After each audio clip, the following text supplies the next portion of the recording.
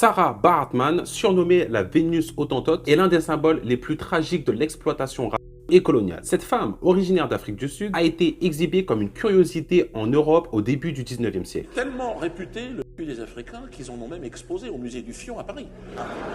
Musée de l'homme, je vois que tu connais, hein?